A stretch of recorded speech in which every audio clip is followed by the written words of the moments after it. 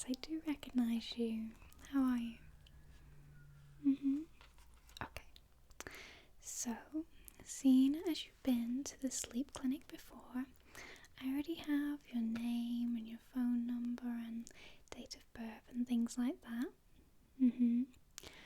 But we're just going to go over them again to make sure we have all the right information. Well, I obviously know your name and your date of birth, but could you just repeat them for me? Yes, thank you. And has your phone number changed? Yeah, okay. Let me just write that down.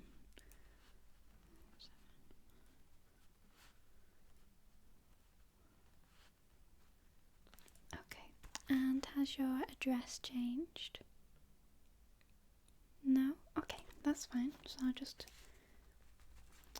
So, we're going to go over some similar questions that we did last time in the clinic, just to make sure we're up to date, because a lot can change in a year. So, are you currently on any medication? Yeah, and what's that for? Okay, that's fine.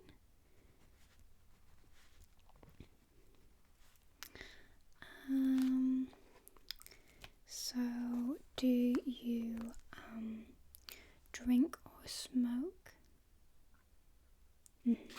Yeah, that's fine, don't worry. Any recreational drugs? Okay. Yeah, because we know all these things can affect your sleep cycle, things like addiction. They can obviously impact your life in many ways, including how you sleep, your quality of sleep, things like that.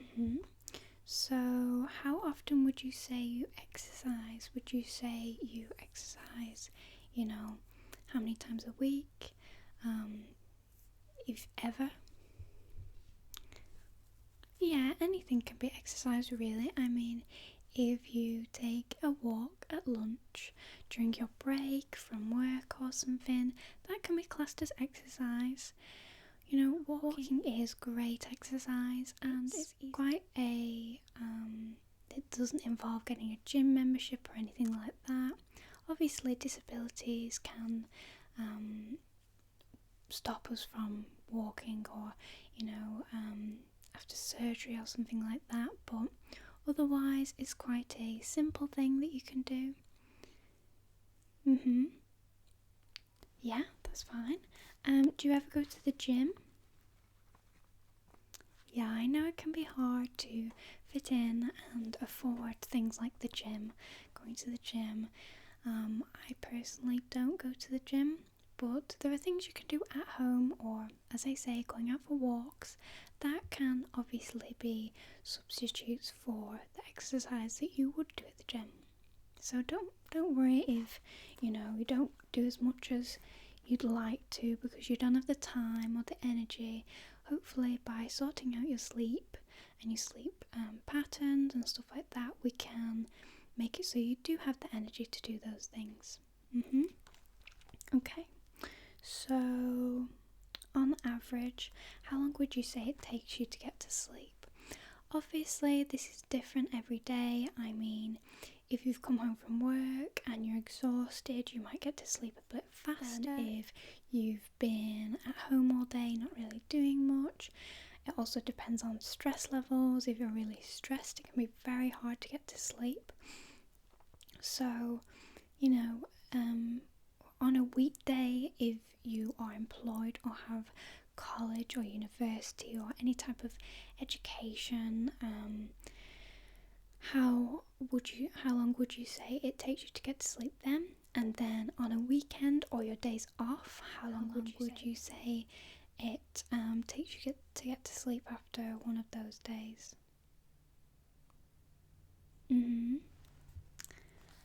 Well, I personally would recommend a sleeping app. I have one. I think it's it's not the best at telling me how long it's taken me to get to sleep, as oftentimes I will listen to ASMR to get to sleep, and sometimes I listen to it on Spotify. So sometimes I will listen to a full video and have to start again, and I know it's been like 20 minutes or so. Other times I know that I've definitely fallen asleep within the first 10 minutes, but my app usually tells me it's taken me between 2 and 3 minutes to get to sleep, which I don't think is true on any day. But it's a good sign of how much you're moving in your sleep, how deep your sleep is, how many hours you had in bed, and how many hours it thinks you've been asleep. So often for me, I don't know how long it's taken me, but my app can give me kind of a rough guide. Would you say between? Yeah, I know that some days it's obviously different, and some days it's harder to get to sleep than others.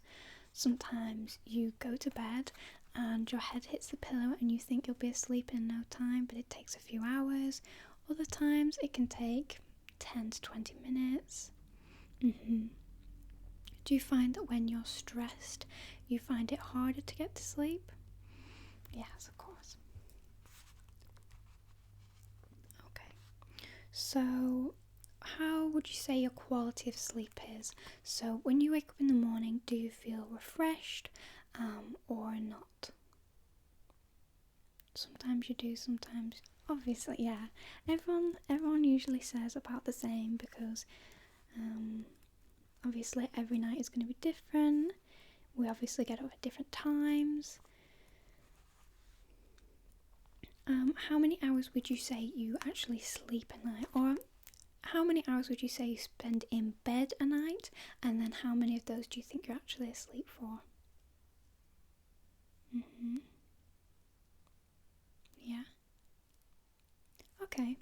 Well, as you probably know, we are or should be aiming for 8 hours of sleep a night is probably the ideal amount. Obviously, if you're getting a little bit less or a little bit more, that's completely fine, but what we hope for is that you're not too far at either side of the spectrum, hoping you're not getting 3 hours sleep a night. We're also hoping you're not getting 12 hours of sleep, because that can also make you feel more tired and yeah. So I would say that in bed, obviously, it takes you time to go to sleep. For me, it also takes me time to get up. On this particular app that I have, I set a alarm that goes, it's half an hour slot, and it chooses when I am my most awake, and I have found it so much more helpful than setting a solid alarm for a certain time every day. By setting a solid alarm for a certain time every day, although it's great to try and wake up at the similar time every day, if you're in deep sleep when that alarm goes off, it can be very, very difficult to get up, and you can feel more exhausted for longer. Whereas if you have an alarm that wakes you up when you're at your lightest point within that half an hour, I personally find that when I wake up, I'm quite awake and I'm ready to get up within 10 minutes rather than lying in bed for an extra half an hour. Yeah, that's exactly right. So, I mean, you're getting an alright amount of sleep on some nights, but not others, which is normal. No one's ever going to have the same amount of sleep every single night, but I think we need to be aiming for a little bit more sleep for you. Okay. So, do you suffer with any mental illnesses? I mean, this can be any mental illness. A lot of them can affect your sleep, especially I found myself anxiety keeps me awake. My mind will be racing. So I know that that's particularly hard for many people, and it's why a lot of people can't sleep. It can also tie into stress. Yeah. No, don't worry, there's no judgment here. Obviously, things like depression, bipolar disorder, any other mental illness can make sleeping quite difficult.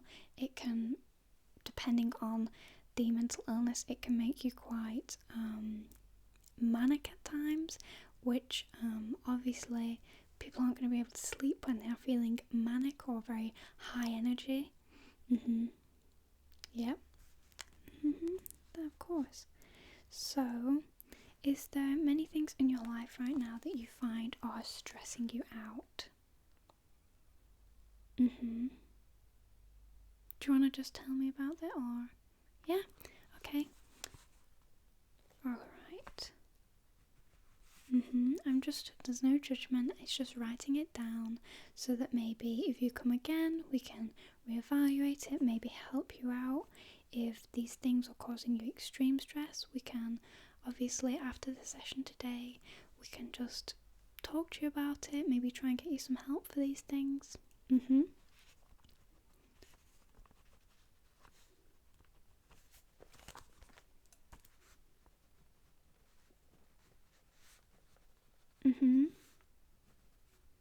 I can imagine that's quite stressful.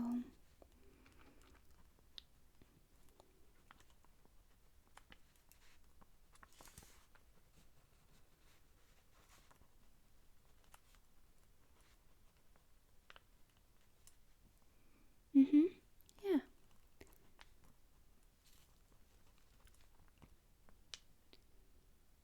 Yeah.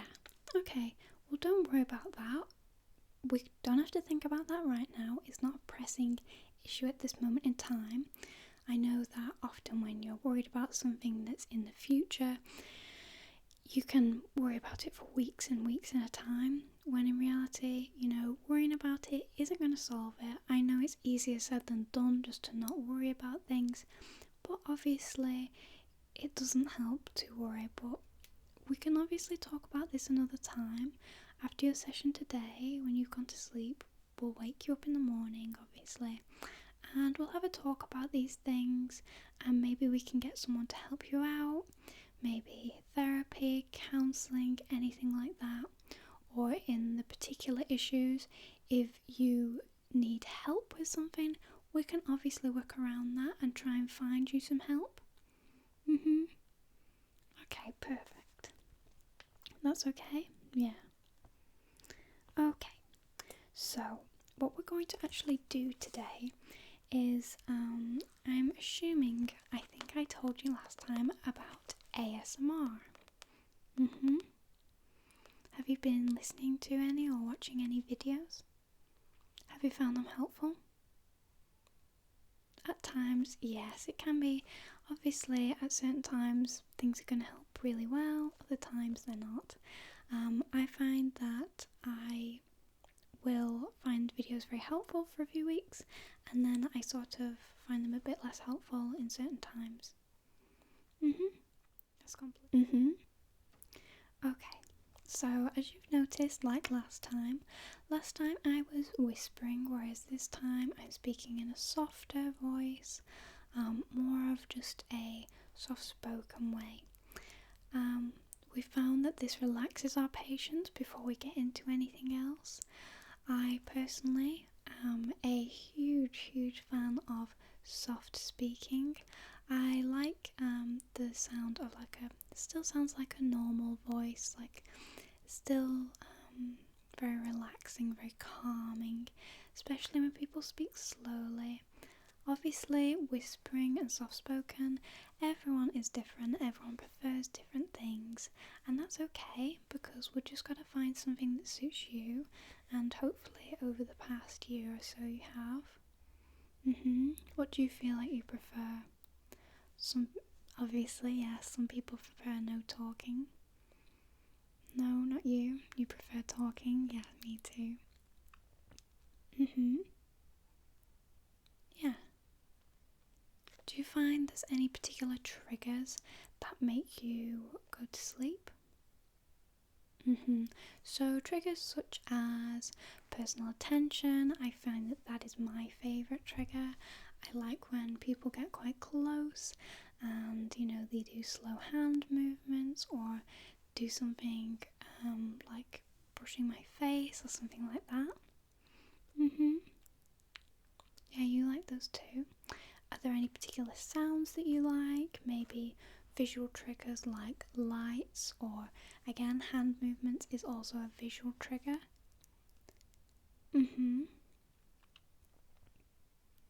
Yeah, of course, yes.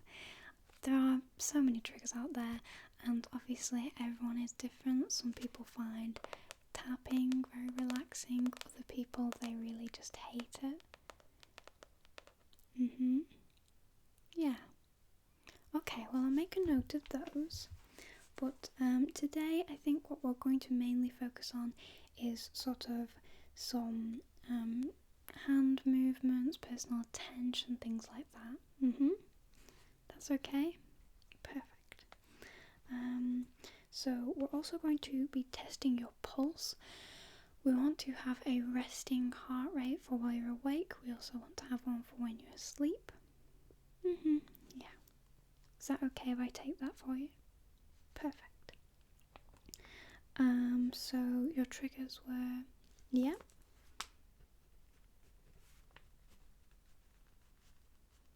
And what else? Yeah. Are these your favourites? Do you have any more? Oh, of course, of course. So let's put them into categories. So sounds and visuals. Do you prefer visual or sound? Yep, perfect. A mixture of the two is always quite nice, I feel, because you can obviously watch a video or just listen to it. So,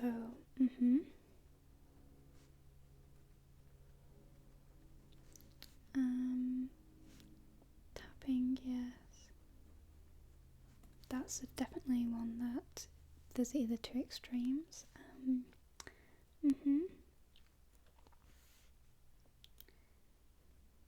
Yeah. Okay. I think that's about all we need then. Perfect. So I just realised I didn't ask you about your diet.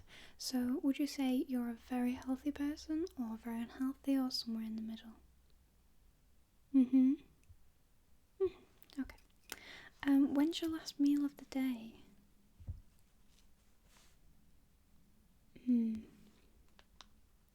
Obviously all these things depend on what time you get up, what time you plan on going to bed. Obviously some people work extreme hours that cause them to have a very erratic sleep schedule. They struggle to find time to balance proper meals, proper healthy full meals. Well, we understand that everyone's different, obviously, and everyone has different things that do actually stop them from getting a proper night's sleep, which is a shame, but we try and work around it. Okay, so the first thing we're going to actually do is give you a few tips on things you can do in your own home, in your own time to, make sleep a little easier for you, make yourself a bit more relaxed before bed. One thing that I find in particular is try not to eat a huge amount before bed. You want to give it a chance to digest before you actually go to sleep, and often certain foods can give you a boost of energy, like chocolate, sweets, things along those lines can, kind of wake you up and give you a bit more energy. It's like in the morning you want to have something that's slow release for breakfast, like some sort of cereal or banana, of course, rather than a bar of chocolate. So try for your last meal of the day to have a balanced full meal that is going to keep you full until you go to bed. Obviously, I know for myself I can fill myself up with my last meal, but then by say 9 o'clock I'm kind of hungry again. So sometimes these things can't be helped, and that's completely fine. Everyone's different. It's normal, to be hungry, and you shouldn't stop yourself from eating just because you want to try for the best night's sleep. There's obviously other things that we can do, but that's just one thing that can be done quite easily for some people to make it so that they are not quite as energetic. So, as we talked about exercise, I know that you mainly do walking for your exercise, which is completely fine. But say if you were to go on a walk or you were to go to the gym, I would highly recommend doing it quite a while before bed. I know that oftentimes a lot of people who go to the gym either go very early in the morning before their work, before jobs and whatnot, or they go at the end of the day when they finish work. Both of these are completely fine. Obviously, if you're going to the gym very early in the morning, you need to prepare for that the night before. I find it's best to, get your things ready, make sure everything's fine so you're not rushing around and stressed in the morning. But you also need to, obviously, say you're waking up at 5 to go to the gym, you need to counter that at night by going to bed a couple of hours earlier. Yeah. Try not to do any exercise very soon before bed, as it sort of wakes up the muscles, and you get the endorphins, and you get I find that when I do some exercise, I either go very tired or quite wide awake, so you can never really predict, but what I would say is after work is completely fine, but if you go to bed at 10, I wouldn't start going to the gym at 9 and come home and go to sleep. Showers. Well, personally for me, I like to have a shower at night because obviously throughout the day you're outside, you go into different places, the dirt and bacteria and whatnot has gotten onto you during the day while you are at the house. So it means that when you get into bed, your bed is cleaner. Obviously, cleaning your bedding very often is a good idea. I like to clean my pillows once a week and the rest of my bedding every 2 weeks. Clean bedding that smells fresh and nice is always a really nice thing to come to bed to. It makes me feel personally more relaxed. There are also sprays and oils that you can get to put on your skin or your pillows that make them smell very nice, very relaxing scents such as lavender. Yeah, well, we have lots of things that you can use. I personally at night use a beeswax with some essential oils in them, and I put them on my wrists right here where my pulse can be found. I also put them on my neck here. But if you're having a shower at night, showers can obviously wake you up, and that's why many people do have them in the morning to wake themselves up. Obviously some people have 2 showers a day, some people have 1, some people might not have one for a few days, so everyone's different. But I would suggest, if you're going to have a shower at night, make sure that you are try to use scents that are quite relaxing, such as lavender, as that can obviously relax you before bed. There's obviously personal thing that I find very helpful is once I've gotten back from, say, work, uni, college, whatever, once I get back, I will make my food, eat, do everything I need to do, whether that's cleaning, washing, anything along those lines.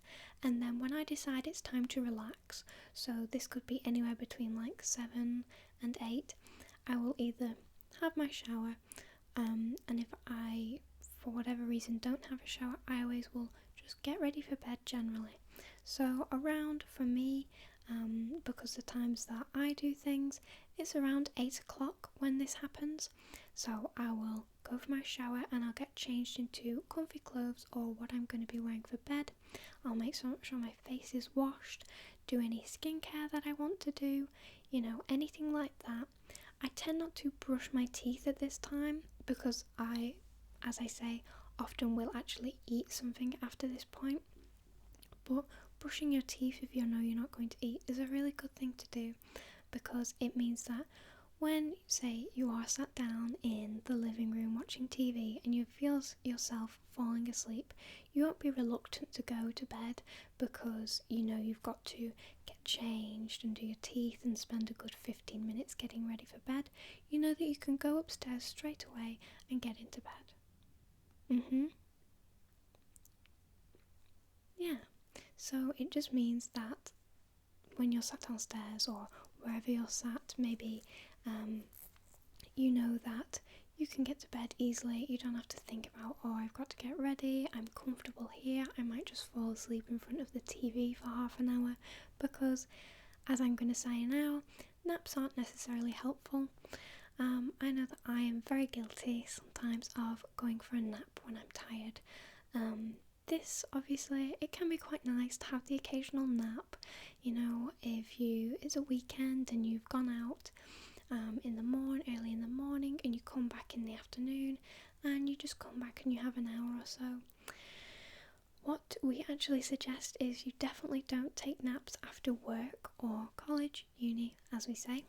That's probably not the best idea, as it, you will have that nap. Often after a nap you feel very groggy, but then you're wide awake maybe half an hour later. I know that personally, if I take naps, I will set an alarm for, say, half an hour. The half an hour goes by, I fall asleep, I wake up, I feel still really tired, so I'm going to go back to sleep, which isn't really helpful, because then I'll end up having an hour and a half, which is an hour and a half that's taken out of the night, and it means that I'm very wide awake when it comes to going to bed. You're guilty of napping, definitely. Well, I'm sure a lot of us are, and a lot of these things, they're obviously just things you can do to help yourself out, but we are human and we're going to do things that we want to do and we enjoy doing, so it's understandable. Okay, so another one is to stay away from your phone when it comes to bedtime. I know that I personally just cannot do this. I am not necessarily addicted to my phone, but I very much enjoy talking to my friends and, talking to people up until I go to sleep. This often means that I will stay up very, very late, talking to friends and, looking at stuff online. But what I think personally is a good idea, sometimes I find myself scrolling through, let's say, Twitter or Reddit or something like that, and I'm tired. I will feel very, very tired, but I continue to scroll through them even though they're not necessarily bringing me anything new or important. Your sleep is more important than a post. So I would recommend, if you are staying up and you're mainly just, scrolling through social media, it's probably a good time to just go, I don't need this right now. It's not that important, and my sleep and my health is more important than this. Okay, so as I say, sometimes it can't be helped, and as technology is very important in our lives and staying in contact with people is quite important to our mental health and things like that, I understand that it can be quite hard to stay away from your phone, but I know that on iPhones, I'm not sure about any other phones, there's a night type mode, and it makes the blue light less visible. It often makes the screen very orange. I personally turn this on around 8:30. It just means that my eyes feel a little bit less, wide and, awake by the screen. But that's something you can do if you know you can't stay away from your phone. Obviously, if you're not on your phone, watching TV is very similar, playing on video games, such stuff like that. But what you could do is just put it down half an hour before you plan on going to sleep and maybe reading something. This can be really helpful. Personally, for me, it really sends me to sleep, reading, especially when I'm mildly tired. The downside is reading a very interesting book can mean that you want to stay awake for longer. We know this is obviously a problem, and a lot of these things can't be helped, but these are just little tips that you can try, see if it works for you. If not, that's completely fine. Everyone's different and it just might not work for you, and that's fine. So I think that's about it for the tips for now. we would say if you can, invest in nice, comfortable pillows and mattresses.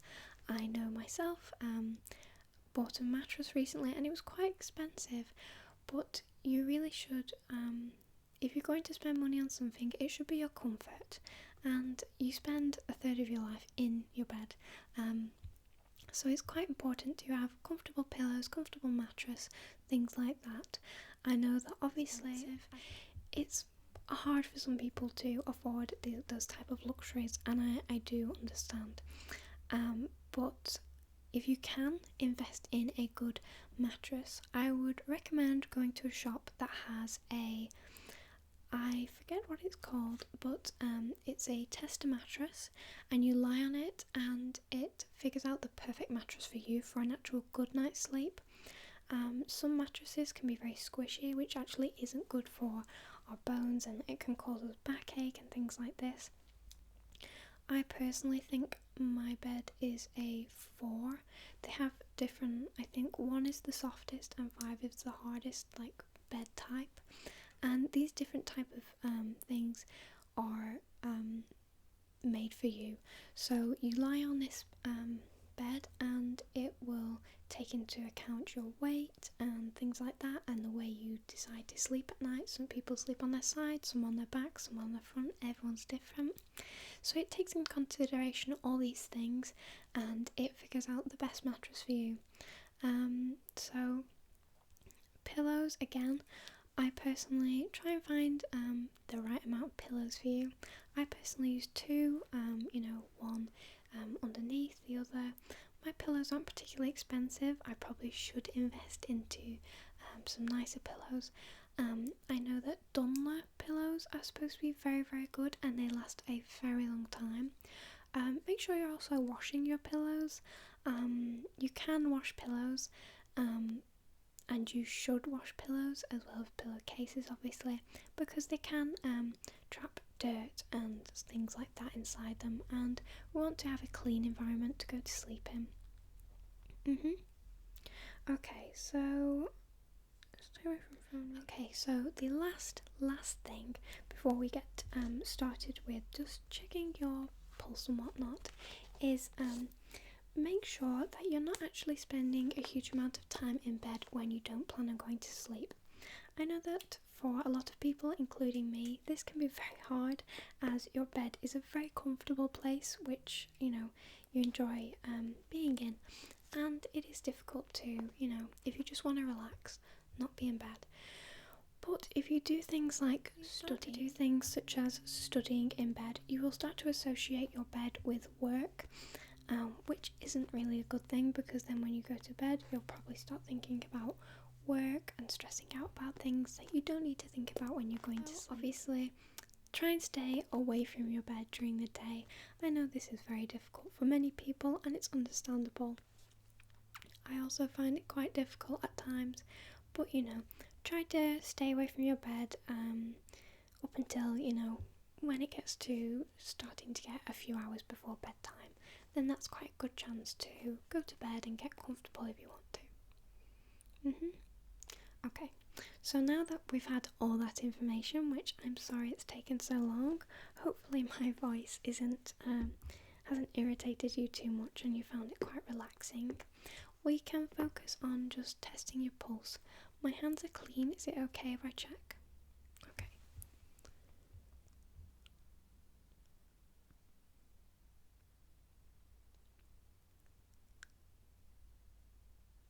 Okay, thank you. So what we'll do is we'll also test it when you're asleep. Don't worry, as soon as you fall asleep, as soon as we can tell you're asleep, we will just test it, and then we'll leave you alone for the rest of the night to sleep. So what we're going to do is give you a bit of a face massage. This can really relax the muscles in your face and just make you feel very sleepy. Personally, I find things like hair brushing, personal attention of any kind, like scratching of the head and brushing of the face, very, very relaxing. Can often cause ASMR, which is tingles, but for me personally, most of the time it's just incredibly relaxing and soothing. So we're gonna just gonna start by slowly brushing here on the bridge of your nose and slowly brushing with a little bit of pressure just to make the blood flow a little bit. Okay, the bridge of your nose. Only adding the slightest amount of pressure. It's quite relaxing. I often find that when nails are used very gently, it's quite relaxing, but I'm just using my fingers for now.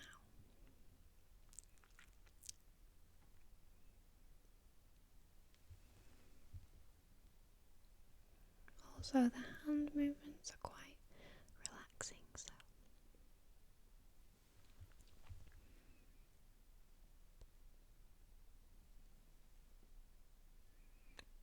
just trying to make sure you do feel comfortable right now. That's perfect, because that's very important when we're trying to get to sleep.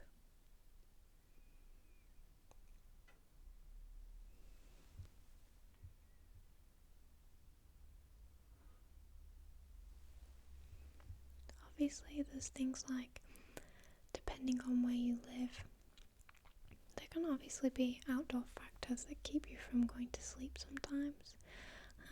If you live in a busy city, I would definitely recommend investing in some sort of very thick curtains to keep the light out of your room while you sleep. Obviously, things like heat and light do affect how you sleep. A perfect room temperature is around 17 degrees, but for everyone it's different. I prefer a colder room.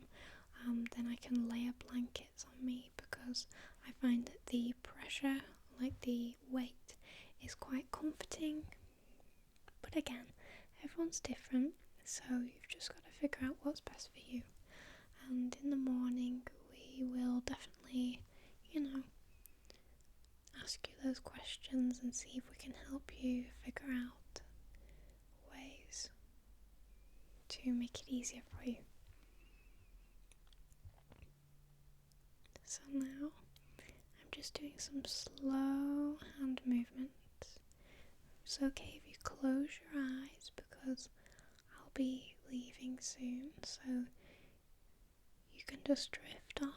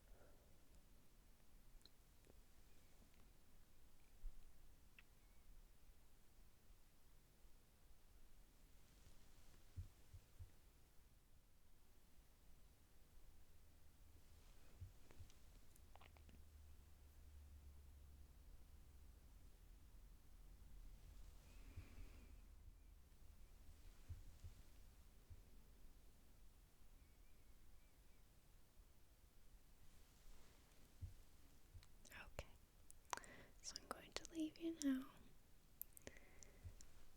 and within the next hour we'll come and check up on you, just to see you're okay, see the room's at an okay temperature, and we'll check your pulse, and then we'll leave you alone for the rest of the night. I hope that you have a really nice night's sleep,